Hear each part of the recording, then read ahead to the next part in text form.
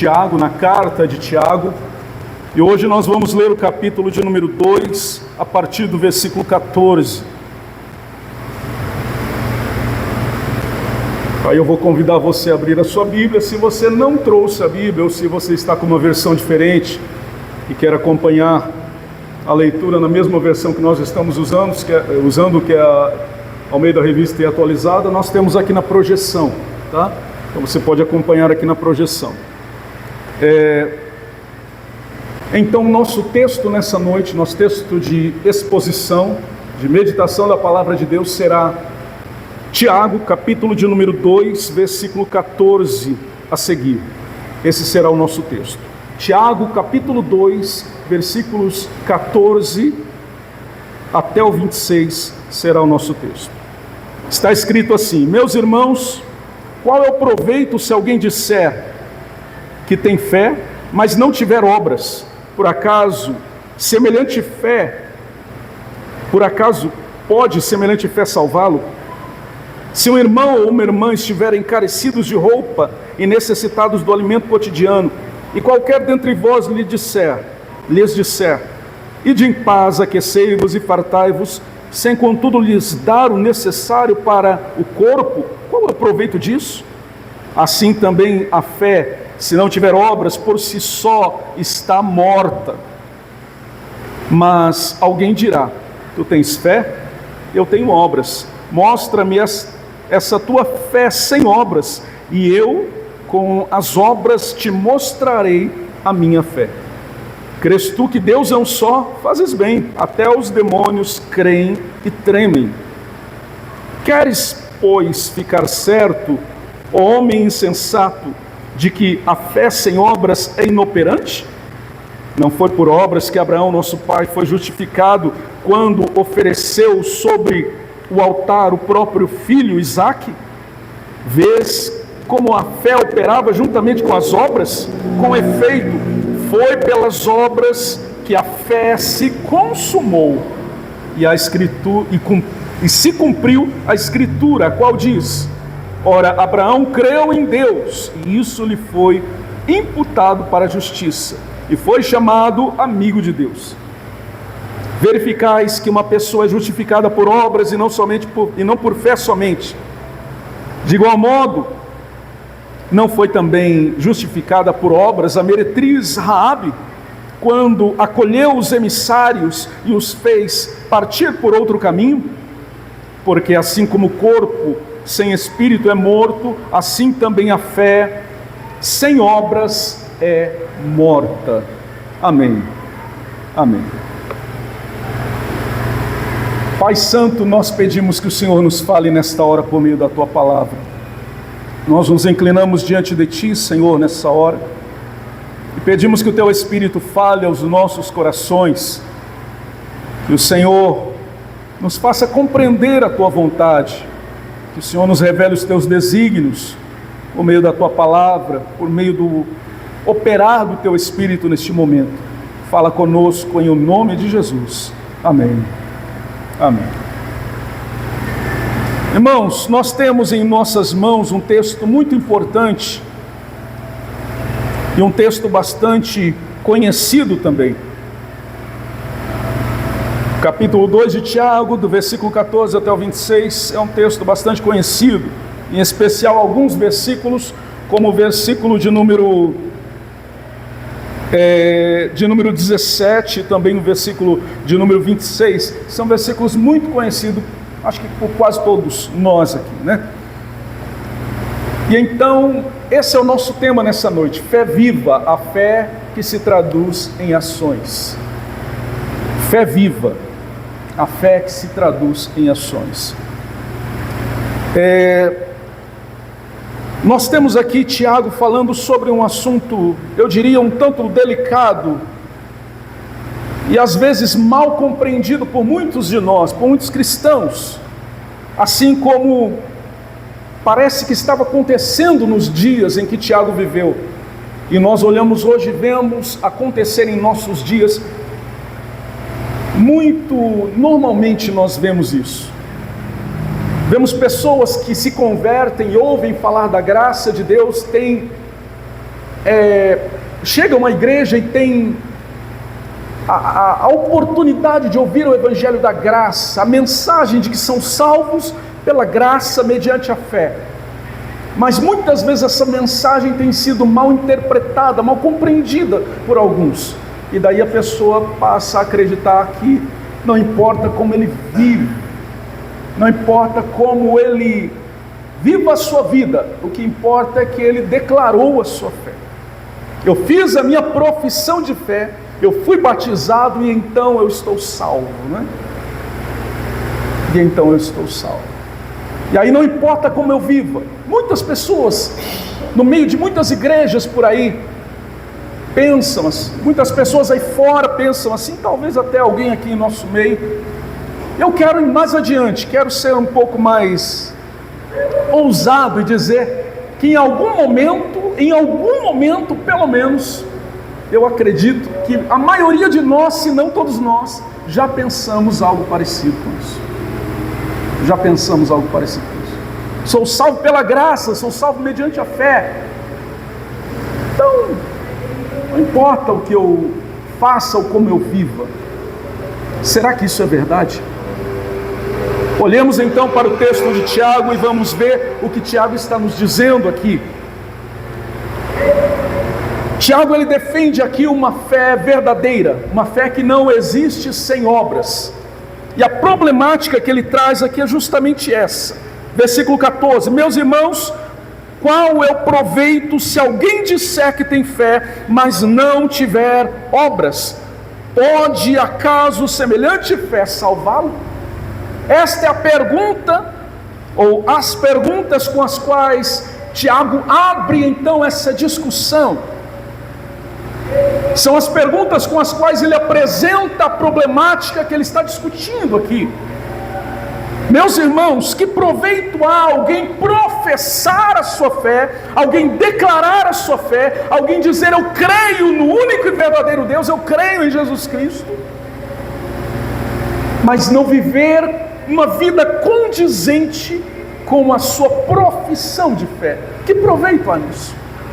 Então Tiago, ele defende uma fé verdadeira que não existe sem obras, e ele combate a ideia de uma fé meramente verbal. Eu já quero introduzir esta verdade que Tiago nos apresenta aqui, para que você saia daqui hoje certo, consciente disso, de que o tema central aqui de Tiago é esse, que a fé verdadeira, ela não é meramente verbal, ela não é meramente uma profissão de fé, não é meramente uma declaração de fé, ela é muito mais do que isso. Então ele combate essa ideia de uma fé que se professa, mas que não vive na prática a verdade que ela professa, e ele considera essa fé uma fé morta. Ele diz que essa fé é inoperante.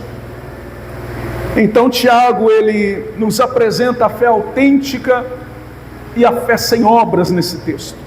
A fé autêntica acompanhada de ações de amor e misericórdia e obediência a Deus, e a fé sem obras como a fé que não pode salvar e que não pode justificar um ser humano diante de Deus ou diante dos homens, não pode evidenciar a fé salvadora na vida de uma pessoa. Uma fé que não reflete a natureza real da fé cristã. Essa é a fé sem obras. Então ele apresenta as duas formas de fé, os dois modelos de fé.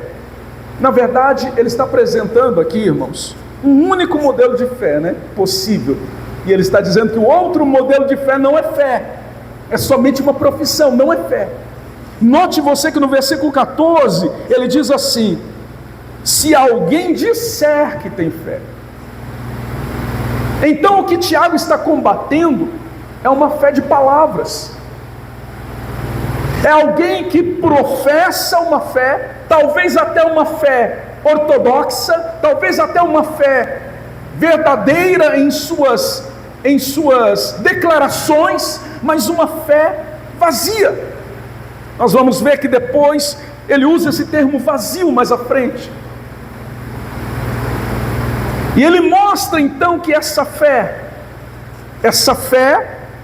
que na verdade não é uma fé, é uma profissão somente, são só palavras, é uma declaração vazia. Ele mostra que isso não é fé. Ou que se alguém acredita que isso é fé, então entenda que essa fé não pode te salvar. Então palavras não salvam. Palavras não são suficientes para salvar. Como ele faz isso? Ele introduz uma ilustração prática nos versículos 15 e 16. Vamos então para o versículo 15 e 16. Se um irmão ou uma irmã estiverem carecidos de roupa e necessitados do alimento cotidiano, e qualquer dentre vós lhes disser: ide em paz, aquecei-vos e fartai-vos, sem contudo lhes dar o necessário para o corpo, que proveito há nisso? E aí ele diz no versículo, ele encerra no versículo 16 com essa pergunta: que proveito há nisso? Então ele introduz o assunto, ou ele começa a tratar do assunto com essa ilustração. Você encontra uma pessoa, um irmão ou uma irmã, que estão passando fome, que estão sem roupas, e você não faz nada por eles. Você dá um abraço neles e diz: olha, irmão, estou orando por você. Estou orando por você, vá em paz, que o Senhor te abençoe. Ó, irmão, está frio, se aqueça, se agasalhe, se farte, irmão, vai comer alguma coisa se você está com fome. E não sou capaz de ajudá-lo, dando a ele alimento e roupa. Tiago diz: essa fé, ela não é real, essa fé é vazia, essa fé, ele diz no versículo 17, é morta por si só, diz o versículo 17, por si só essa fé está morta. Assim também, versículo 17, assim também a fé, se não tiver obras, por si só está morta. Que proveito há nisso? Assim também a fé, se não tiver obras, está em si mesmo morta. Não tem vida, é um cadáver. Pode estar até bem arrumado dentro do caixão, com uma roupa bonita, bem adornado, com a melhor de todas as roupas, mas está no caixão, é um defunto e não pode fazer nada, porque morreu. Defunto não faz nada. E Tiago diz: esta fé está morta. Essa fé é meramente expressão de palavras. Mas essa fé, irmãos, que é meramente verbal, que são simplesmente palavras faladas, ou uma declaração, ou uma oração até talvez, mas vazia de ações, esta fé, nós temos que entender a gravidade disso, irmãos. Porque Tiago está escrevendo aqui, nós já falamos disso, na exposição do primeiro versículo do capítulo 1, que Tiago está falando a judeus cristãos, a cristãos que se converteram sim a Jesus, mas que eram judeus.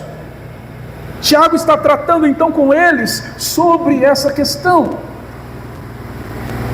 E o que Tiago está tentando fazê-los entender, e aqui eu estou citando aqui algumas anotações do doutor Russell Shedd, quando ele diz que essa fé que é meramente verbal, ou esta hipocrisia religiosa que fala que crê, mas que não pratica obras, não exerce atos de misericórdia condizentes com aquilo que professa, com aquilo que declara com a sua boca, essa fé hipócrita, essa religiosidade vazia, ela é a transgressão do terceiro mandamento.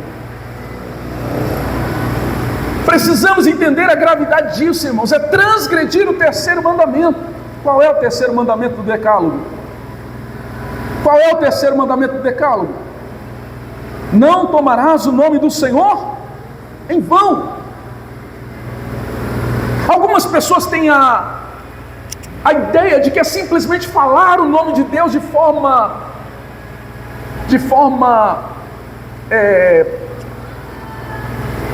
como que eu vou dizer, de forma leviana, falar o nome de Deus de forma precipitada, ou em momentos que não devia. Sim, isso também pode ser. Mas tomar o nome de Deus em vão é muito mais do que isso. Tomar o nome de Deus em vão, irmãos, envolve essa ideia, ou essa verdade que Tiago está falando aqui. Quando eu digo que eu pertenço a Deus, que eu creio em Deus, que Ele é o Senhor da minha vida, mas eu não sou capaz de obedecê-lo. Eu não sou capaz de me sujeitar às suas ordens, aos seus mandamentos, às suas ordenanças. Eu não sou capaz de obedecer às suas palavras. Então eu estou tomando o nome de Deus, dizendo que creio nesse Deus, mas estou negando esse Deus na prática da minha vida. Isso é tomar o nome do Senhor em vão. Isso é transgredir o terceiro mandamento que está lá em Êxodo capítulo 20, versículo 7. E nós precisamos entender que isso é grave, irmãos. Isso é muito sério. Isso é muito sério. E Tiago continua, para fazer aqueles irmãos entenderem a gravidade disso. Ele continua e ele vai para o versículo de número 18, quando ele começa aqui no versículo 18, a argumentar, e então ele usa uma técnica de retórica chamada diatribe, que é usar a ideia de um personagem imaginário. Então ele invoca essa ideia de um personagem imaginário para discutir com ele sobre o assunto. Um personagem imaginário que está ali, que está discutindo, que está se opondo àquilo que ele está falando. Alguém que tem ideias opostas, ideias contrárias, alguém que pensa diferente, e ele invoca essa imagem. Então ele faz o uso dessa técnica de retórica que nós chamamos de diatribe. Ele cria um opositor imaginário para confrontar essas ideias, para que ele possa confrontar essas ideias equivocadas. Por que ele faz isso? Não sei se você já notou, mas quando a gente conta uma história, a pessoa presta muito mais atenção, né? Às vezes o pregador está lá pregando, se matando de pregar, a pessoa está quase cochilando. Aí você começa a contar uma história, todo mundo acorda, né? Quem é que não gosta de uma boa discussão, né? E ele faz esse uso da diatribe para mostrar essa discussão. Versículo de número 18, vamos ler? Mas alguém dirá, olha só, mas alguém dirá, tu tens fé. Ele invoca essa pessoa, a presença desse opositor imaginário, e ele diz, alguém dirá, tu tens fé, eu tenho obras. Esse alguém que ele diz aqui é ele. Ele está dizendo, alguém dirá, ou seja, eu digo a você, você tem fé, eu tenho obras. Mostra-me a tua fé sem obras, sem as obras, e eu com as minhas obras te mostrarei a minha fé. Por meio das obras te mostrarei a minha fé. Ele invoca a presença então desse opositor para que ele possa combater essas ideias equivocadas. E o interessante, irmãos, no versículo de número 20, por isso que eu falei da palavra vazio, olha aí no versículo de número 20, ele chama esse opositor, esse homem imaginário, essa pessoa imaginária, esse opositor imaginário, de homem insensato. Olha aí no versículo 20, queres pois ficar certo, ó homem insensato, de que a fé sem obras é inoperante? Quer ter certeza disso? Vou mostrar para você. Mas ele chama essa pessoa, esse opositor imaginário que ele invoca ali para fazer essa discussão, ele chama ele de homem insensato. E a palavra insensato aqui, irmãos, é uma palavra grega que significa vazio. É da onde vem aquela palavra que está lá em Filipenses capítulo 2, versículo 7, lá também é uma palavra que vem da mesma raiz desta palavra, kenoó aqui, kenoos lá, esvaziar-se. Lá no Filipenses capítulo 2, versículo 7 diz que o nosso Senhor, mesmo sendo em forma de Deus, o nosso Senhor Jesus, não teve por usurpação ser igual a Deus, mas esvaziou-se a si mesmo. esvaziou-se. E aqui Tiago usa a palavra que tem a mesma raiz aí para dizer: tu és um homem vazio. Ele invoca a presença desse opositor, dessa pessoa que tem fé, mas uma fé verbal, não tem uma fé prática, não vive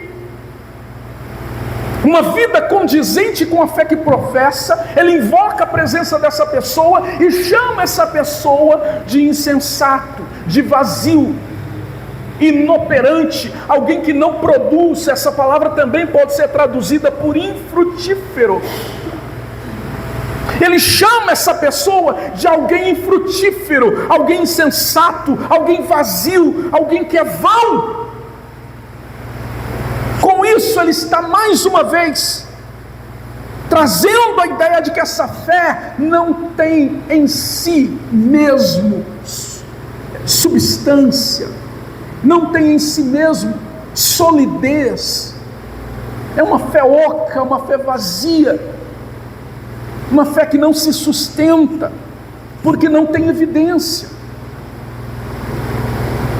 E no versículo 19, a fé meramente intelectual, essa fé que só está aqui no intelecto, só está aqui nas palavras, é comparada com a fé dos demônios. Olha aí o versículo 19. Crês tu? Ele está falando com esse opositor imaginário, e ele diz: crês tu que Deus é um só? Fazes bem, até os demônios creem e tremem. Ele faz uso de ironia aqui, irmãos. Tiago ironiza, dizendo que até os demônios reagem ao fato de que Deus existe, e de que Deus é real, de que esse Deus é verdadeiro.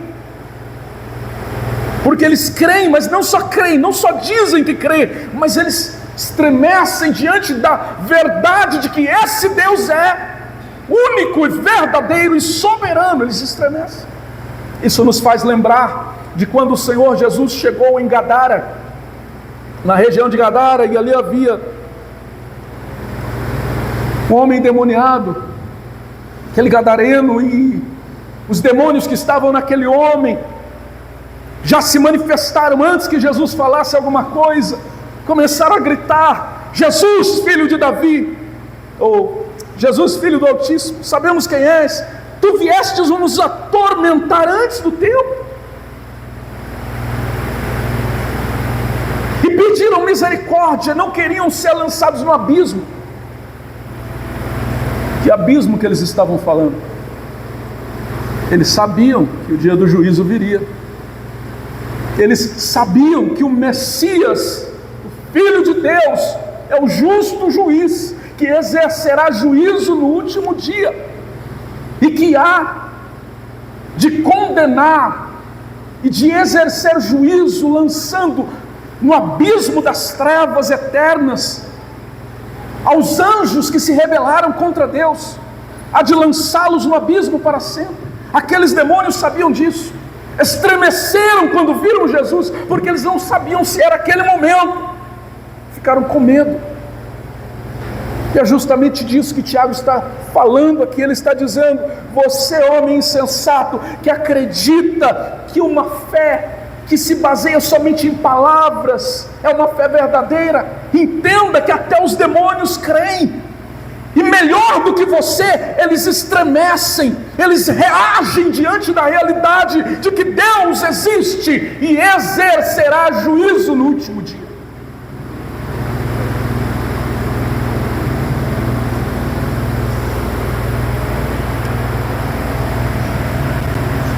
Com essa ironia que Tiago faz aqui, que Tiago usa aqui, irmãos, ele está comparando a fé destas pessoas que não vivem de acordo com aquilo que professam. Ele está comparando a fé dessas pessoas com a fé dos demônios. Ele está dizendo: sua fé é semelhante à dos demônios, e pior ainda, eles ainda reagem, eles ainda estremecem em você. É tão hipócrita que continua em pecado, continua desobedecendo os mandamentos de Deus, quebrando o terceiro mandamento, quebrando os outros mandamentos, desobedecendo a Deus, sem estremecer, como se o nosso Deus não fosse o justo juiz.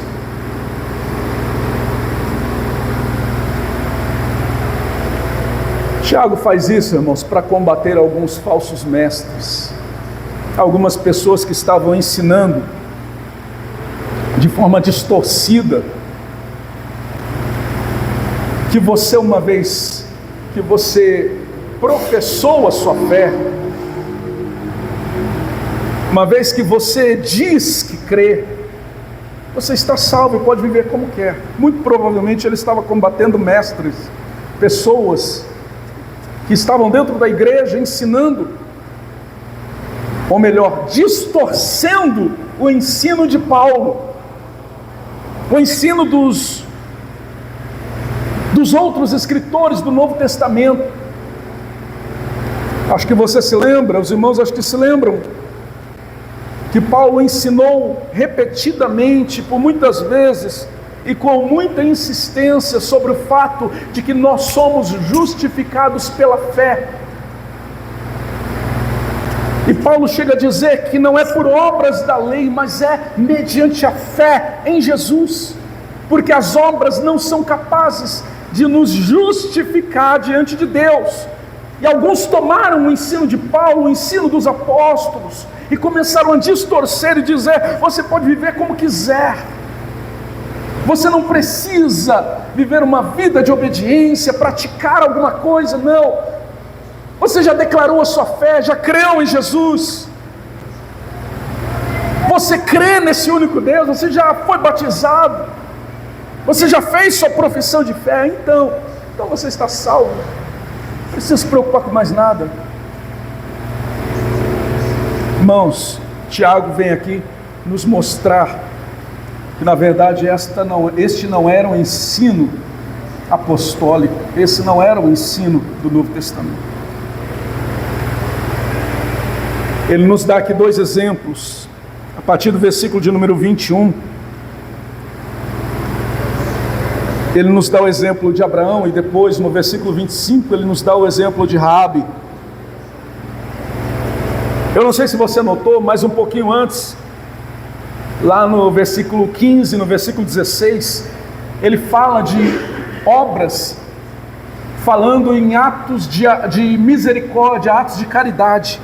Versículo 15 e 16 ele fala assim: o irmão ou uma irmã estiverem carecidos de roupa e do alimento cotidiano, e você não der nada a eles, você simplesmente disser a eles: vão em paz, aquecei-vos e fartai-vos, o Senhor é convosco, e não der nada necessário, de que valeu isso? Não valeu de nada. Ele fala dessas obras como sendo atos de misericórdia, atos que expressam o amor para com o próximo.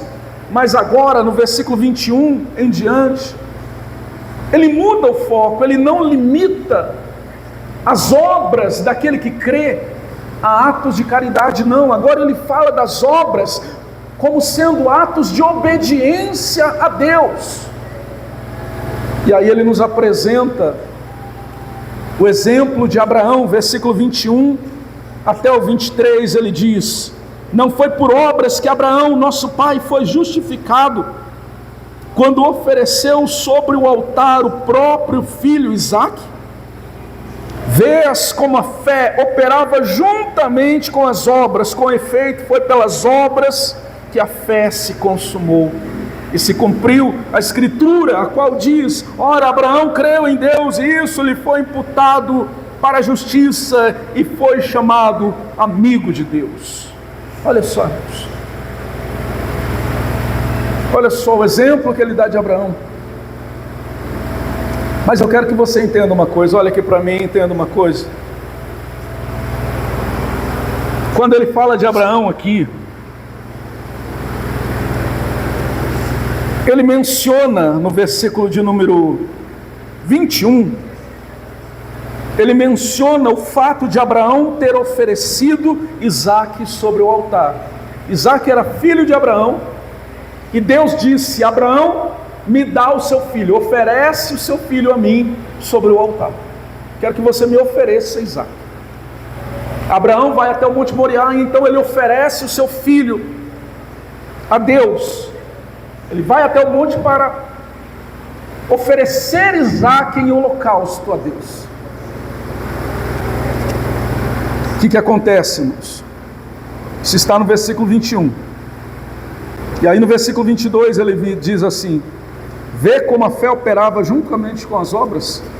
Mas olhe para o versículo 21, entenda uma coisa. O que aconteceu, o que ele está dizendo aí no versículo 21, aconteceu lá em Gênesis, no capítulo de número 22. Capítulo 22 de Gênesis. Foi quando Deus disse: me dá o seu filho, o seu único filho, aquele que tu amas, eu quero que você me dê ele. Mas aí quando chega aqui, no versículo de número 23, Tiago diz assim, aqui em Tiago mesmo, versículo 23, ele diz assim: e se cumpriu a escritura, a qual diz: Abraão creu em Deus, e isso lhe foi imputado para a justiça. Aqui, irmãos, no versículo 23, ele está citando, não Gênesis 22, ele está citando Gênesis 15. O que acontece então? Olha aqui para mim, entenda uma coisa. Gênesis capítulo 12, Deus chama Abraão e faz promessas a Abraão, grandes promessas a Abraão. Deus diz a Abraão: vou fazer de você uma grande nação, te darei muitos descendentes e te darei uma terra.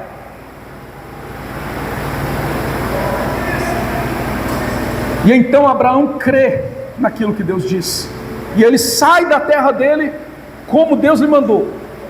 No capítulo 12, muitos anos depois, no capítulo 15, ele já estava mais velho, sua esposa também já estava velha, e então ele está ali duvidoso já daquilo. Ele vai a Deus: Senhor, quem vai ser o meu herdeiro? Vai ser o meu servo? Eu não tenho filhos. Deus chama Abraão para fora da sua tenda, diz para ele, no capítulo 15 de Gênesis: olha para o céu, Abraão. Ele olha para o céu e ele diz, Deus diz a ele: está vendo as estrelas? Conta as estrelas do céu, se você puder, porque a sua descendência será tão numerosa como as estrelas do céu. Eu prometi, eu vou cumprir. Deus faz uma aliança com Abraão, Deus dá promessas a Abraão, e ali no capítulo 15 a Bíblia diz que Abraão creu em Deus e isso lhe foi imputado para a justiça.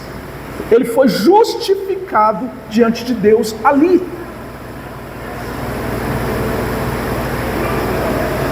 Mas ele só creu.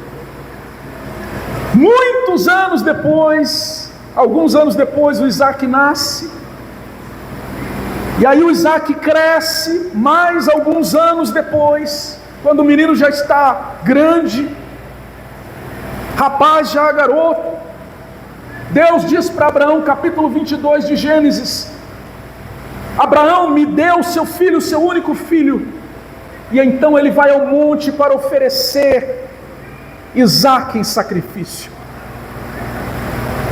Quando ele vai ao monte levando a lenha, junto com o seu empregado, com o seu servo, e junto com o seu filho, ele chega no pé do monte, ele diz para o empregado, para o servo dele: fica aqui, eu e o menino vamos subir para adorar, e depois nós dois voltaremos.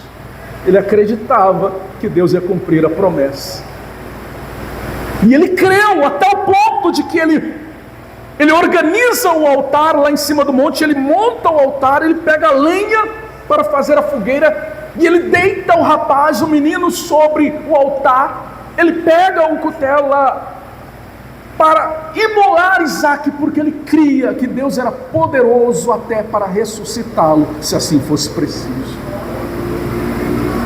Mas ele obedeceu a Deus. Deus disse: me dá o seu filho. Ele deu o seu filho.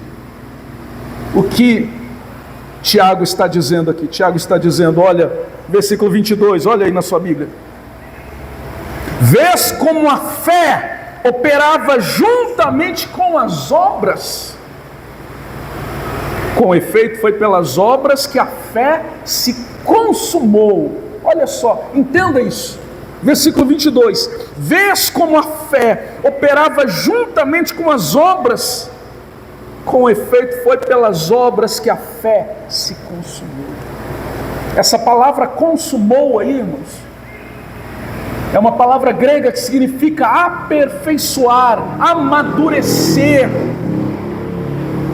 tornar completo. Abraão já havia crido em Deus lá em Gênesis 12, ele já havia crido, continuado, ratificado a sua fé, renovado a sua fé em Deus no capítulo 15, e diz no capítulo 15 que ele creu em Deus e isso lhe foi imputado para a justiça.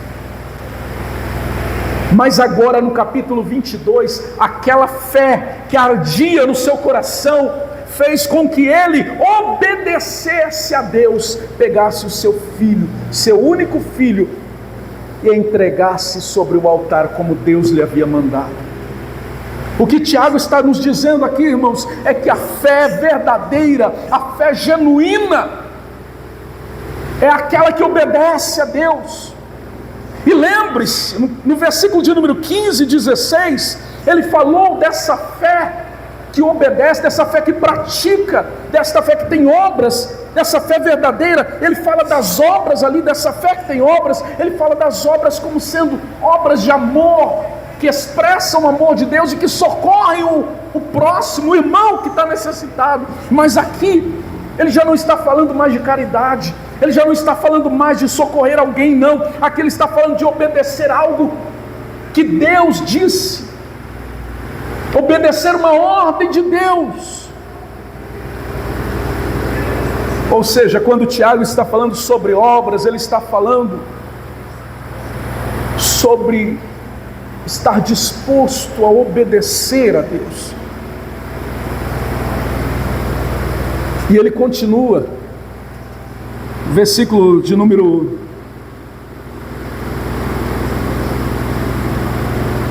25, ele diz: de igual modo também, não foi também justificada por obras a meretriz Raabe, quando acolheu os emissários e os fez partir por outro caminho. E aqui nós temos a história de Raabe, lá no Antigo Testamento também. Quando os espias da nação de Israel foram espiar, entraram para sondar a terra que Deus lhes havia prometido que eles iam conquistar, que Deus estava dando a eles. Eles entraram na terra para sondar. Ela não era uma israelita, ela não era alguém do povo de Deus, ela não estava contada entre o povo de Deus, não, ela era uma pagã, uma gentia. Ela não nasceu em uma família que cria em Deus, não. Pelo contrário, diz o texto que ela era uma meretriz, uma prostituta. Mas quando aqueles espias entraram, ela creu em Deus. Quando eles foram até ela, chegaram até a casa dela, e eles precisavam ser escondidos para não serem mortos, e eles eram enviados do povo de Deus. Então ela acolhe aqueles espias, esconde eles, e depois, quando ela libera eles para eles irem embora já sem perigo, ela envia eles por outro caminho para que eles não sejam pegos. E lá ela declara a sua fé. Ela diz assim: olha, vocês são servos do Deus Altíssimo, são servos de Yahvé, que tirou vocês lá do Egito. Nós temos ouvido sobre isso e nós estamos temerosos. Eu creio que o Deus de vocês é poderoso, afinal ele abriu o Mar Vermelho, e agora ouvimos que ele parou o Jordão também. Ela creu em Deus e ela obedeceu.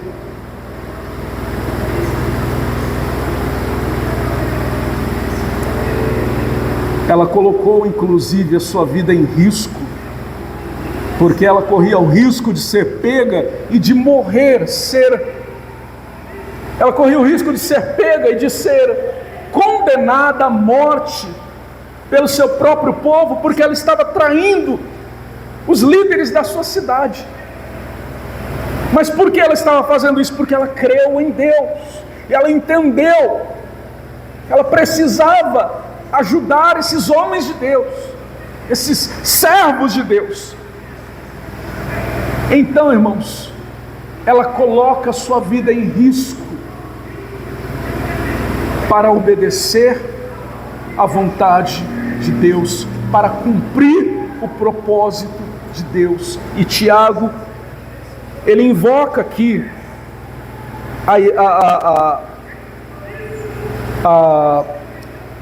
a história de Raabe para dizer: isso é viver uma fé verdadeira, para dizer isso é viver uma fé genuína, é uma fé que está disposta a colocar a sua vida em risco para que a vontade de Deus se cumpra.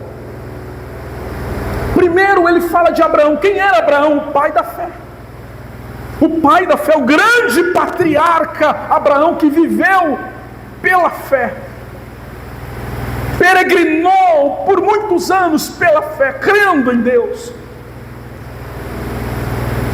Ele chama a história de Abraão para esse contexto, para dizer: isso é fé genuína. Ele crê em Deus, mas a fé que ele tem em Deus o leva a obedecer a ordem de Deus: me dá o seu único filho. E agora ele introduz a história de Raabe para dizer: isso é fé genuína, colocar a sua vida em risco para cumprir o propósito de Deus. Isso é fé genuína. O que Tiago está mostrando aqui, irmãos, é que a fé, como nós lemos aí no versículo 22, a fé e as obras operam juntamente. Está escrito aí, versículo 22. Vês como a fé operava juntamente com as obras? E isso é muito difícil para muitas pessoas entenderem. Martinho Lutero, grande reformador Martinho Lutero, teve dificuldades em entender o que Tiago estava dizendo quando ele fez a primeira, na primeira edição, quando ele, da sua tradução da Bíblia, quando ele traduziu a Bíblia dos originais para a sua língua, que era o alemão. Na sua primeira tradução ele tirou a epístola de Tiago e jogou ela lá para o final, que ele falou: isso daqui é muito estranho. A Bíblia toda, o Novo Testamento inteiro fala: não, é somente pela fé, somente pela fé. Tiago está falando de obras. Vou colocar aqui no fim, que isso daí não está aparecendo. E aí ele chega a dizer, a chamar a epístola de Tiago de uma epístola de palha. Temos que entender, né? Martinho Lutero estava descobrindo a grande verdade de que a salvação era pela graça mediante a fé. Ele passou a vida inteira escravizado naquela ideia medieval da religião da Idade Média, do catolicismo romano da época, de que ele precisava ser merecedor para alcançar a salvação, e ele nunca conseguia. E de repente ele encontra a verdade de que ele é salvo pela graça, porque Jesus deu a vida por ele, e que mediante a fé agora ele é justificado. Então ele se agarra àquela verdade, ele acha um pouco estranho, coloca Tiago lá para o fim. Mas depois de alguns anos, quando ele faz a outra edição da sua tradução, ele coloca Tiago no lugar de novo, e aí ele vai dizer: não, agora eu entendi. Aí ele fala: a fé verdadeira é a fé viva e ativa, a fé que é operante, a fé que nos leva a agir de acordo com a vontade de Deus. Nós temos que entender uma coisa aqui, irmãos. Versículo 24, olha aí para o versículo 24. Porque aqui no versículo 24 nós temos o clímax dessa tensão entre Paulo e Tiago. Versículo 24: verificais que uma pessoa é justificada por obras e não somente por fé? Olha só o que está dizendo aí. Verificais que uma pessoa é justificada por obras e não somente por fé. É o que Tiago está dizendo. Mas Paulo, irmãos, Paulo em Romanos capítulo 3, versículo 28, ele diz assim, chegamos à conclusão então, irmãos, que a justificação é pela fé, sem as obras da lei. Romanos 3, 28. Quer conferir? Vamos lá, Romanos capítulo 3, versículo de número 28. Concluímos, pois, que o homem é justificado pela fé, independentemente das obras da lei. Voltamos aqui para Tiago então, irmãos. Então, Romanos 3, 28, Paulo diz que o homem é justificado pela fé, sem as obras da lei. E aqui, Tiago capítulo 2, versos 24, Tiago diz, verificais que uma pessoa é justificada por obras e não por fé somente. Aparentemente nós temos uma contradição, e esse é o clímax da tensão entre Paulo e Tiago. Mas isso não é uma contradição, irmãos, porque o conceito de fé que Tiago está tratando é diferente do conceito de fé que Paulo está tratando. O conceito de justificação que Tiago está usando é diferente do conceito de justificação que Paulo está usando. O conceito de fé que Paulo apresenta é o conceito da fé falando da união com Cristo, que inclui a obediência e o amor.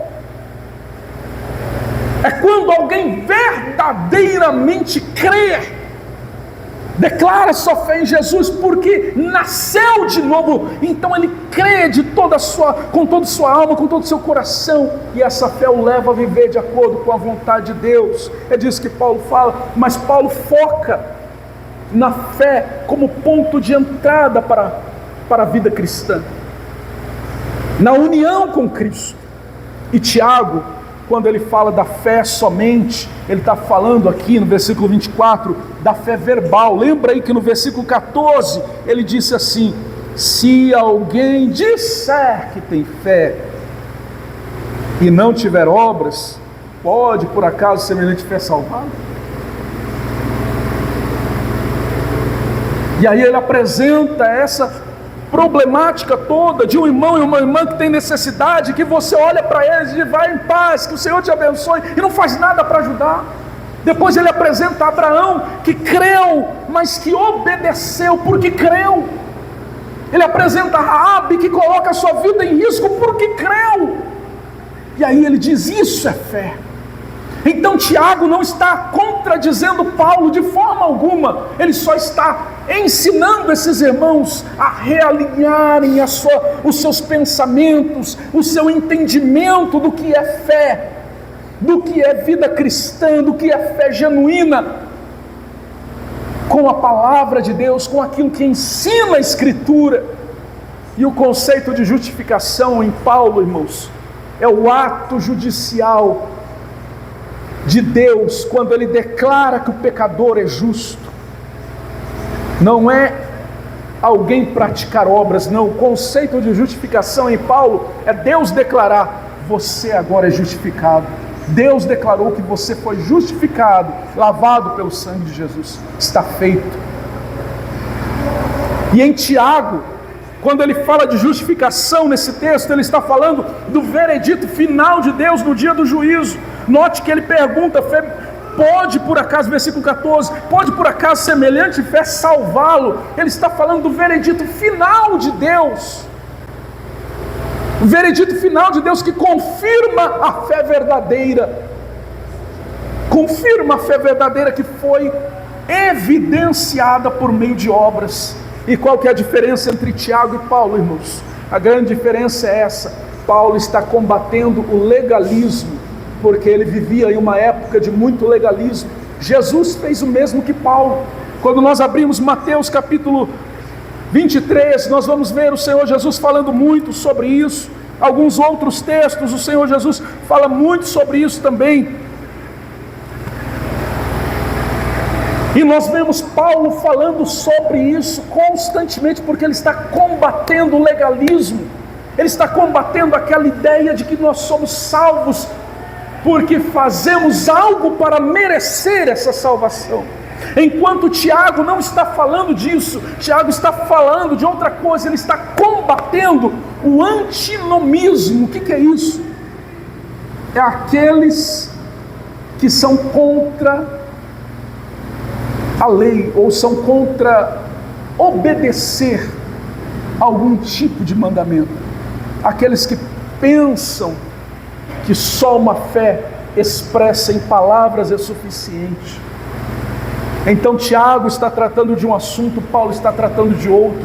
Tiago está usando um conceito de fé, Paulo está usando outro. Tiago está usando o conceito de justificação, Tiago está usando outro. E é por isso que às vezes as pessoas leem, têm a impressão de que eles estão falando coisas contrárias, estão se combatendo, mas não, eles estão falando a mesma coisa.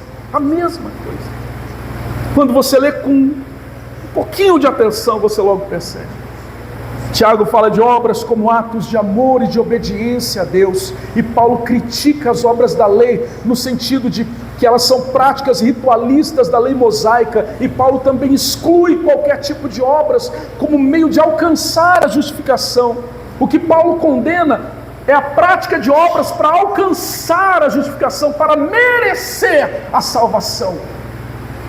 Isso que Paulo critica e condena, enquanto Tiago condena aquela fé que diz: eu já sou crente, não preciso fazer mais nada, posso viver como eu quiser, e se eu pecar não tem problema. Tiago está combatendo isso. Então, ponto de vista de Tiago é um, de Paulo é outro. Tiago, irmãos, insiste que após a conversão,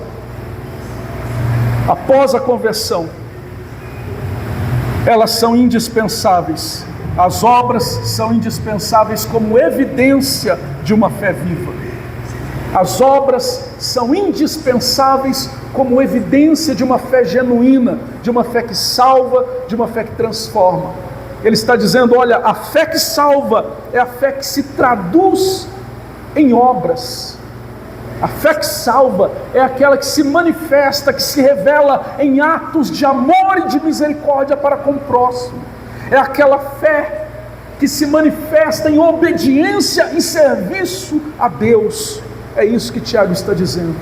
E ambos, tanto Paulo como Tiago, concordam que as obras não é aquilo que inicia, não são as obras que iniciam o nosso relacionamento com Deus, não, mas elas são essenciais como frutos da nossa fé. E a diferença central é que Paulo nega o valor das obras antes da conversão, e Tiago afirma a necessidade absoluta das obras depois da conversão. Então Paulo está falando das obras para se converter, para ser salvo, e Tiago está falando das obras na vida daquele que já foi salvo, daquele que já é cristão, que já é crente. Então cada um está falando de um ponto de vista diferente, de uma realidade diferente, e nós precisamos entender isso. E aí Tiago fala então da salvação no contexto do julgamento. No versículo 14, quando ele introduz já a problemática, ele diz: essa fé pode por acaso salvá-lo? Tiago enfatiza, irmãos, que uma fé sem obras não terá valor algum no dia do juízo final, no dia do julgamento. É um cadáver. Inclusive ele encerra o texto no versículo 26 falando disso. Ele diz: porque assim como o corpo sem espírito é morto, assim também a fé sem obras é um cadáver, está morta. O Evangelho de Mateus também reflete, irmãos, esta verdade. Mateus capítulo 12, verso 37, reflete essa verdade, falando sobre obras e palavras, e que elas serão consideradas no dia do julgamento final. Mateus capítulo 12, verso 37. Porque pelas tuas palavras serás justificado, e pelas tuas palavras serás condenado. Vamos ler o contexto? Se você abriu, se você não abriu, você pode ouvir com atenção. Versículo 33. Ou fazei a árvore boa e o seu fruto bom, ou a árvore má e o seu fruto mau, porque pelo fruto se conhece a árvore. Raça de víboras, Como podeis falar coisas boas sendo maus? Porque a boca fala do que está cheio o coração.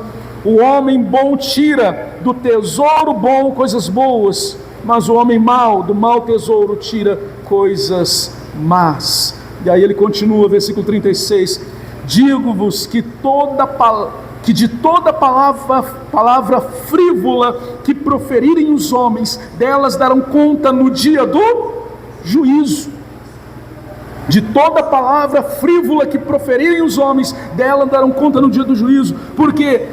Porque pelas tuas palavras serás justificado e pelas suas palavras serás condenado. Tiago, irmãos, Mateus, irmãos, reflete aqui essa ideia, essa verdade de que as obras e as palavras serão sim consideradas no dia do juízo. Por quê? Porque elas expressam, as nossas obras e as nossas palavras expressam a nossa fé, evidenciam que tipo de fé nós temos, qual é a qualidade da minha fé, do meu relacionamento com Deus. Se a minha fé é genuína, eu estou disposto a morrer, a dar a minha vida, a colocar a minha vida em risco, por amor a Deus, como fez Raabe. Se a minha fé é genuína, estou disposto a obedecer a ordem de Deus e entregar aquilo que eu mais amo, como fez Abraão. Se a minha fé é genuína, estou disposto a socorrer o irmão que está necessitado, porque eu tenho condições de fazê-lo. Se a minha fé é genuína, se eu amo a Deus, então estou disposto a servi-lo e a obedecê-lo. E isso será, irmãos, sim, considerado no dia do juízo. Por que será considerado? Porque lá será julgado as evidências da nossa fé, ou da falta de fé, ou da fé, como diz Tiago aqui, da fé morta, da fé que é apenas um cadáver, talvez até bem vestido no caixão, talvez até cheio de flores, mas é um cadáver, não tem vida e não tem frutos. E aqui, irmãos, quero que você entenda isso por meio dessa ilustração. Já viu uma árvore? Todos aqui já viram alguma árvore, não é? Só você sair ali fora, você vê algumas árvores, olhe para ela, e aí eu pergunto para você, quando você olha para uma árvore, você consegue ver aquilo que está dentro dela? Consegue ver a seiva, tanto a bruta como a elaborada? Não, você não consegue ver. Mas é vital, a seiva é vital para o transporte dos nutrientes, da água, dos açúcares produzidos pela fotossíntese. Ela é vital, é essencial. Se faltar seiva, a árvore seca, ela não produz frutos, ela seca e morre, ou parte dela, ou talvez ela inteira, vai secar e vai morrer. Não produzirá frutos. Sem a seiva elaborada, nutrientes e açúcares não chegam às raízes e às partes internas, preparando o metabolismo da árvore. A falta de água, irmãos, e de nutrientes faz com que a árvore não consiga produzir frutos, perca folhas e morra. A interrupção do fluxo da seiva faz com que a árvore, ou pelo menos parte dela, venha se secar e morrer. E é justamente isso, ou esse, o problema da fé que não tem obras. Ela não tem frutos, ela não produz frutos, porque está morta, não tem seiva. Então não produz fruto, porque não tem seiva, não tem a seiva para o transporte dos nutrientes, da água e dos açúcares, não tem seiva para que haja uma folhagem bonita, para que hajam frutos sadios. E nós precisamos compreender isso. Por que precisamos compreender isso? Para que possamos analisar a nossa vida e a nossa fé. Porque dentro das igrejas, infelizmente, existem muitas pessoas